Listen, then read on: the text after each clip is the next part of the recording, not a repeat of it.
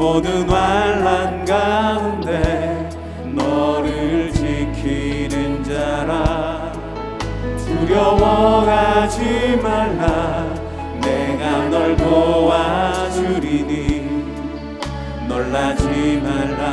내 손 잡아주리라. 나의 안에 거라. 나의 안에 거하라. 나는 내 하나님이니. 모든 환난 가운데 너를 지키는 자라. 두려워하지 말라. 내가 널 도와주리니. 놀라지 말라. 내 손 잡아주리라. 내가 너를 지명하여 불렀나니 너는 내 것이라. 내 것이라. 너의 하나님이라. 내가 너를 보배롭고 존귀하게 여기노라.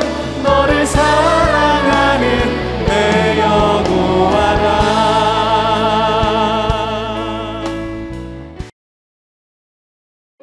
그때 요한의 제자들이 예수께 나와 우리와 바리새인들은 금식하는데 어찌하여 당신의 제자들은 금식하지 아니하나이까? 혼인집 손님들이 신랑과 함께 있을 동안에 슬퍼할 수 있느냐? 그러나 신랑을 빼앗길 날이 이르리니 그때에는 금식할 것이니라. 생배 조각을 낡은 옷에 붙이는 자가 없나니 이는 기운 것이 그 옷을 당기어 헤어짐이 더하게 되며, 새 포도주를 낡은 가죽 부대에 넣지 아니하나니 그렇게 하면 부대가 터져 포도주도 쏟아지고 부대도 버리게 됨이라. 새 포도주는 새 부대에 넣어야 둘이 다 보존되느니라. 예수께서 이 말씀을 하실 때에 한 관리가 와서 절하며 이르되 내 딸이 방금 죽었사오나 오셔서 그 몸에 손을 얹어주소서. 그러면 살아나겠나이다.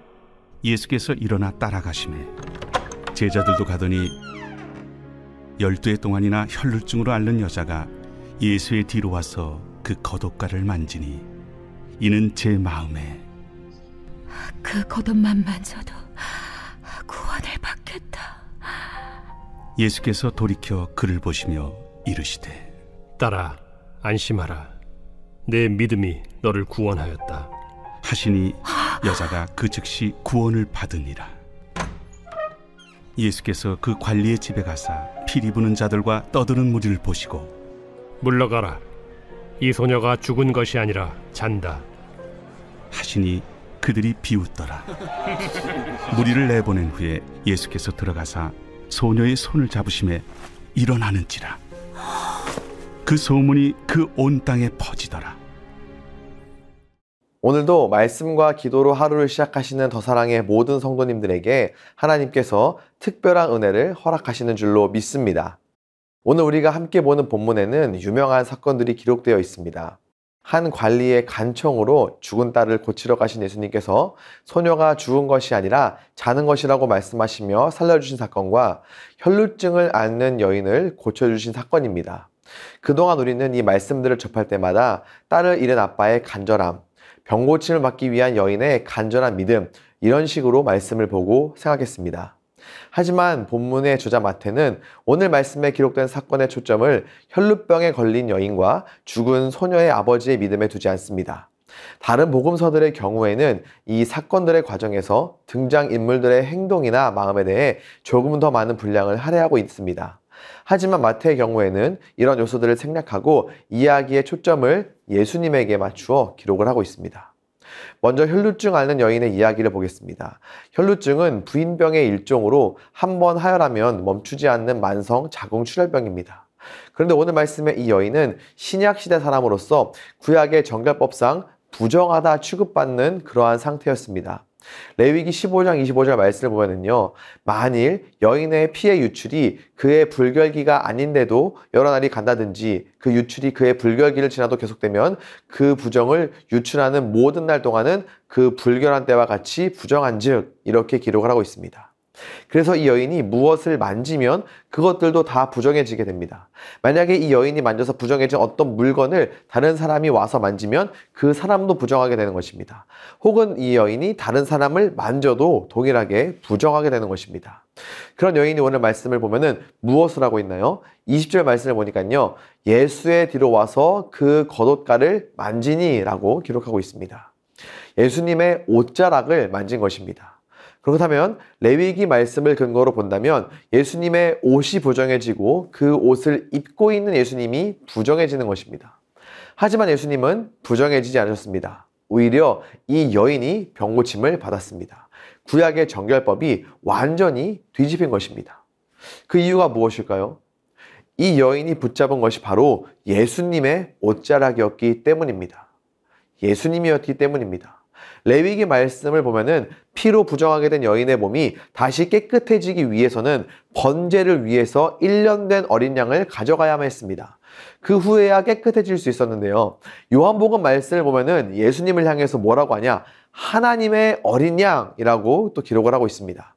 즉 마태는 이 혈루증 앓는 여인의 이야기를 기록하면서 초점을 예수님께 두면서 오직 예수님만이 정결케 하실 수 있는 유일한 분, 결국 우리를 죄로부터 자유케 하실 수 있는, 죄의 문제를 해결하실 수 있는 유일한 구원자 메시아 그리스도임을 알려주고 있는 것입니다.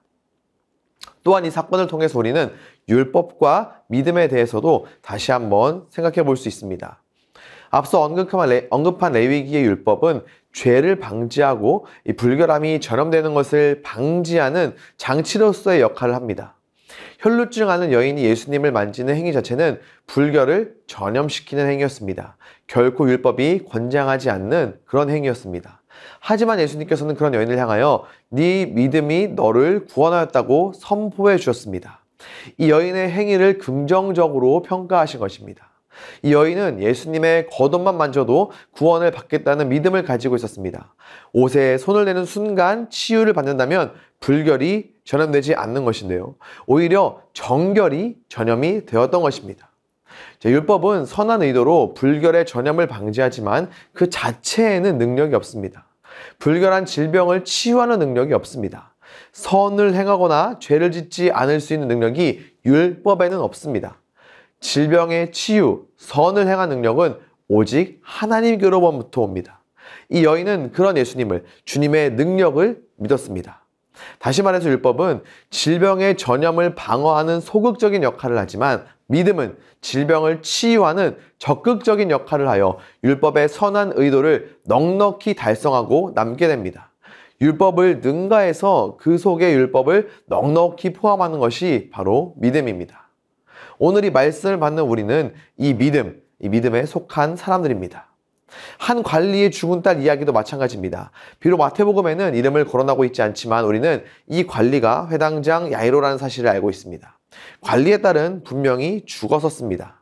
하지만 예수님께서는 그런 소녀를 향하여 죽은 것이 아니라 잔다라고 말씀하셨습니다.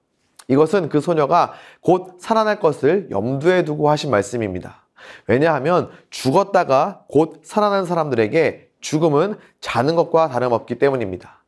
그래서 부활을 믿는 우리에게 죽음은 영원이 아니라 잠깐의 잠이고 쉼이라고 우리는 받아들일 수 있는 것입니다. 예수님께서는 이 소녀의 손을 잡으셨습니다.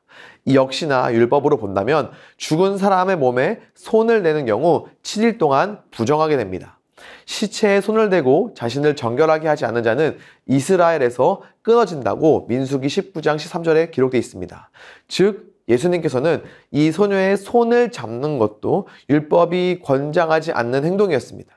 하지만 결과는 우리가 잘 아는 것처럼 시체의 부정이 예수님께 전달되지 않고 오히려 예수님의 정결함이 소녀에게 전달되어 부정한 시체가 정결한 살아있는 몸으로 바뀌었습니다. 역시나 율법과 비교해서 본다면 율법에는 시체의 부정을 없애서 살리는 능력은 없습니다. 이 능력은 오직 주님께만, 하나님께만 있습니다. 그리고 그 능력은 믿음을 통해서 역사합니다. 율법이 부정의 전염을 막는 정도라면 믿음은 부정한 것까지 정결하게 만드는 회복에까지 나아가게 합니다. 이 모든 것이 가능했던 이유는 바로 오늘 말씀의 이 초점, 예수님이셨기 때문입니다. 감사하게도 우리는 더 이상 율법에 속한 사람들이 아닙니다. 율법을 완성하신 예수 그리스도로 말미암아 구원받은 사람들입니다. 율법을 모두 포함하고 능가하는 그 믿음이 저와 여러분에게도 있습니다. 그 믿음으로 우리가 구원을 받아 예배의 자리 가운데로 나아가기 때문입니다. 따라서 우리도 이러한 능력을, 이러한 기적을 기대할 수 있습니다. 이 또한 택함받은 자녀된 우리의 특권이기 때문입니다.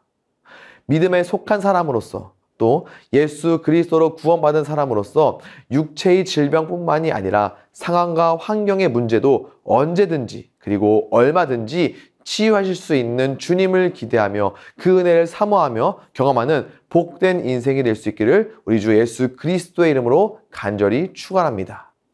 이 시간 함께 기도하도록 하겠습니다. 먼저 기도하실 때요, 우리에게 선물로 주신 믿음으로 오직 주님만 바라보며 더 큰 은혜와 능력과 일하심을 기대하게 하소서. 질병으로 고통받는 이들, 상황과 환경의 어려움으로 고생하는 이들을 긍휼히 여겨주시고 유일한 치유자요 회복자 되시는 주님께서 은혜로 일하여 주시옵소서. 다음 주부터 시작되는 3대 특세를 통해 큰 은혜를 누리게 하시고 기도로 모든 고난을 이겨내는 승리하는 우리가 되게 하여 주시옵소서. 이 시간 간절한 마음으로 함께 기도하시겠습니다.